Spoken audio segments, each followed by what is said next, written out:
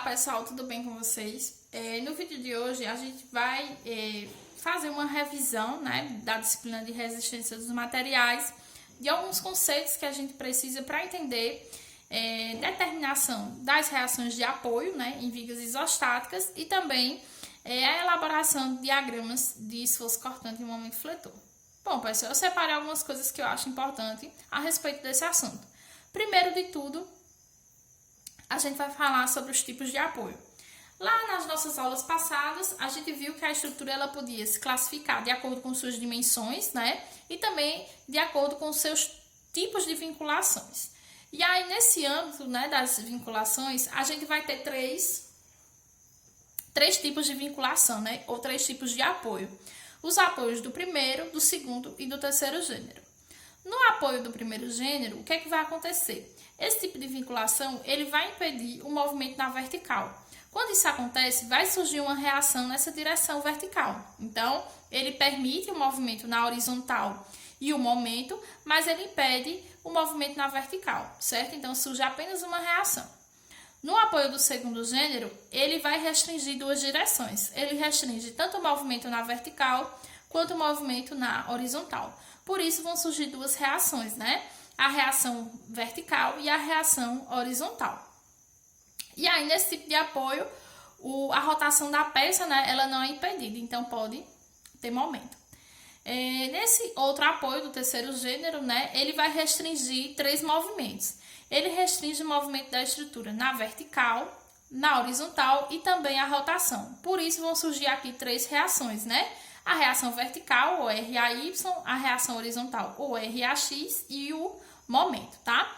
Além disso, pessoal, para que a gente conheça, né, para que a gente consiga determinar, né, na verdade, essas reações, a gente vai estar ligado aqui nessas três equações, que são as equações de equilíbrio, certo? Elas que estão dizendo que nossa viga, que nosso elemento estrutural, ele vai estar lá paradinho, tá? Então, quais são essas equações? Bom, o somatório das forças, ele tem que ser nulo. Então, para que ele seja nulo, quando a gente somar as forças em X, elas têm que dar zero, as forças em Y têm que dar zero, e o somatório dos momentos também tem que dar zero. Além disso, pessoal, ainda dentro dessa parte de vinculação, a gente pode classificar a estrutura em hipostática, isostática e hiperestática. Ela é hipostática quando o número de equações de equilíbrio ele for maior que o número de incógnitas, né, ou vinculações. E essa estrutura aqui, ela não está em equilíbrio estático. Quando essa estrutura é isostática, o número de equações de equilíbrio vai ser exatamente igual ao número de reações, né? Então, ela vai estar em equilíbrio estático. E quando a estrutura é hiperestática, né, o número de vinculações ele vai exceder o número de equações de equilíbrio, certo? Então, a gente tem mais vinculações do que o necessário para que a estrutura esteja em equilíbrio. E aí, a gente sabe isso calculando o grau de hiperestaticidade e, claro, observando os tipos de apoio que tem lá naquela estrutura. E aí, muitas pessoas estão em dúvida em relação ao momento. Pessoal, o momento nada mais é que o produto da força pelo deslocamento, né? E aí, quem seria essa força? Seria a força que está sendo aplicada no nosso elemento estrutural ou ainda as reações, certo? E o deslocamento vai ser a distância perpendicular que essa força vai percorrer até o ponto no qual você está analisando o momento. Dentro disso, a gente ainda vai ver outras coisas, né? Aquela regra da mão direita. Pessoal, o que a gente vai observar? Que o momento ele vai ser considerado positivo toda vez que a tendência de giro da peça ela estiver acontecendo no sentido anti-horário, né? Então, ó, sentido anti-horário, né? Então, é como se minha mão estivesse acompanhando, ó, né, a regrinha da mão direita, ó, saindo do plano da folha, momento positivo. Já esse momento vai ser negativo quando ele estiver no sentido horário, né? A tendência de giro for no sentido horário. Então, ó, tendência de giro no sentido horário, ó, entrando no plano da folha, esse momento é negativo. Já já a gente vai observar, certo? Quanto aos esforços solicitantes, né, cabe ainda essa convenção. A gente tem três esforços que a gente vai estudar, né? A gente tem o esforço cortante, o momento fletor e os esforços normais. O esforço cortante, ele tende a cisalhar a peça, né, em relação à sua seção transversal. O momento fletor, ele tende a fletir a peça, né, quando tem uma força que é aplicada de forma perpendicular ao eixo longitudinal da peça. Os esforços normais, né, eles tendem ou comprimir ou tracionar a peça em relação a seu eixo longitudinal, ou seja, essa força ela atua de forma perpendicular à seção transversal da peça e aí ela pode estar puxando a peça, tracionando a peça ou ainda comprimindo a peça. Em relação ao momento, eu ainda vou observar algo interessante, né? Esse momento aqui, ó, tá a convenção, tá? Quando a gente sente que a peça, quando a gente percebe que a peça ela está sendo tracionada na parte inferior, né? É como se as fibras da peça na parte inferior elas estivessem sendo esticadas. Então, quando isso acontece, o momento é positivo, né? Dessa forma, certo? Então, ela traciona embaixo e comprime em cima. O contrário acontece quando você percebe que o elemento está sendo tracionado na parte superior, né? Então, as fibras estão sendo tracionadas na parte superior e comprimidas na parte inferior da peça. Isso acontece quando o momento é negativo. Quanto ao esforço cortante, a gente considera ele positivo descendo pela direita e subindo pela esquerda e negativo contrário, né? Ele vai ser negativo quando ele estiver subindo pela direita e descendo pela esquerda, tá? Mais algumas coisas que eu gostaria de falar com vocês, ainda em relação ao momento, tá? Eu coloquei aqui quatro situações onde a gente vai observar o momento dessa força P em relação ao ponto A, tá bom? E aqui, né, como aqui é uma carga distribuída, eu coloquei que a carga é Q, tá? Em relação também ao ponto A. Vamos analisar apenas o momento, tá? Nesse primeiro caso aqui, pessoal, veja só, o que é que a gente vai observar? É como se a gente colocasse o dedo em cima do ponto A e observasse, ó, a tendência de giro da peça. Veja, ela não tá para baixo. Então, ó, se você for acompanhando aqui, ó, você vai ver que esse sentido aqui é o sentido horário, tá? E se você acompanhar com a mão, você vai perceber a mesma coisa, ó. Para acompanhar com a mão tem que ser assim, ó. Certo?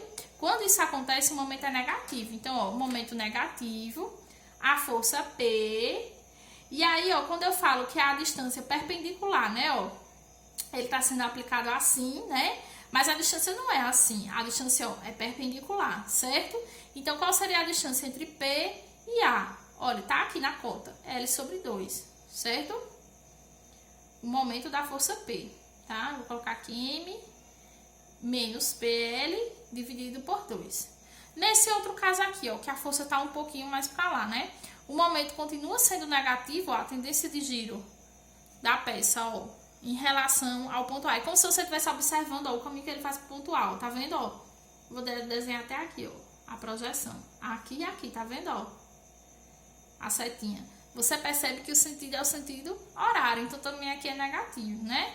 Aqui, P, a força, e a distância quem? 0,25L, ó, a distância perpendicular até o ponto A. E nesse outro caso aqui, pessoal, a força peso, ela tá em cima do ponto A, então não tem distância nenhuma. E nesse caso, em relação a esse ponto, o momento é nulo. Agora, se eu fizesse essa mesma pergunta, só que em relação ao ponto B, o que é que aconteceu? Eu ia observar, ó, a tendência de giro, pessoal, no sentido, ó, preste atenção, tá vendo, ó? Saindo do plano da folha, ó, a setinha. Então, o momento aí seria no sentido anti-horário positivo, né? E valeria P, que é a força, multiplicado pela distância entre o ponto de aplicação, que é em A, e B, né? Que seria L, certo? Então, a gente só se ligar nisso. Se você sentir dificuldades, ó, desenha a setinha para você saber se o momento é positivo ou negativo. Quanto à carga distribuída. Pessoal, quanto à carga distribuída, como é que vai ser esse momento? Bom, a gente primeiro tem que concentrar essa carga. Para a gente concentrar essa carga, a gente vai multiplicar. É como se fosse aqui o que é a altura da carga multiplicado pelo comprimento dela. Então, Q vezes o L. Então, quando eu faço isso aqui, é como se eu estivesse fazendo isso, pessoal, ó. Estivesse transformando essa carga distribuída em uma carga concentrada, ó. Só que ela não vale mais P, ela vale Q multiplicado por L. E o ponto de aplicação dela? Bom, o ponto de aplicação dela vai corresponder ao centroide, ao centro de gravidade da carga, né? Que no caso, nesse caso aqui, seria na metade de L, né? Então, no nosso caso aqui seria em L sobre 2, tá? Então, eu vou colocar aqui, ó, só para vocês visualizarem, ó, L sobre 2 e L sobre 2. E aí, quem seria o momento? Vamos analisar. Em relação ao ponto A, ó, o que eu teria para chegar no ponto A? A setinha, tá? Movimento no sentido horário, portanto, momento negativo, menos a força agora é Q multiplicado por L e a distância, pessoal, é L sobre 2.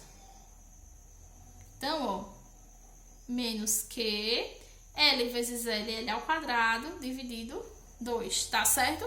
Agora, isso aqui é o momento em relação ao ponto A. Se o momento fosse em relação ao ponto B agora, como é que ia ser, ó? A tendência de giro da peça, tá vendo? Ó, positiva, tá vendo? Ó, acompanha a setinha no sentido anti-horário. E esse momento ia valer quem? Positivo, a força Q, L, né? Vezes a distância, que também seria L sobre 2. E aqui seria, ó, MB, QL ao quadrado sobre 2, tá certo? Então, visto isso, vamos aqui, só pra gente concluir.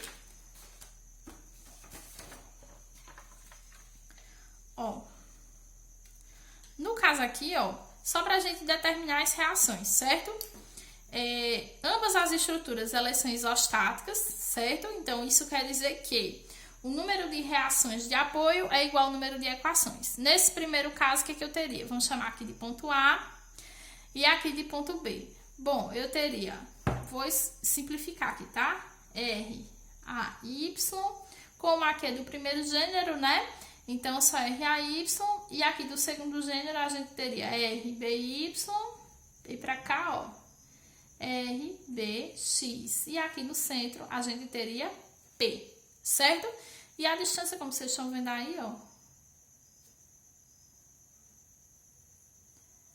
L sobre 2 e L sobre 2, certo? Então, como é que seria?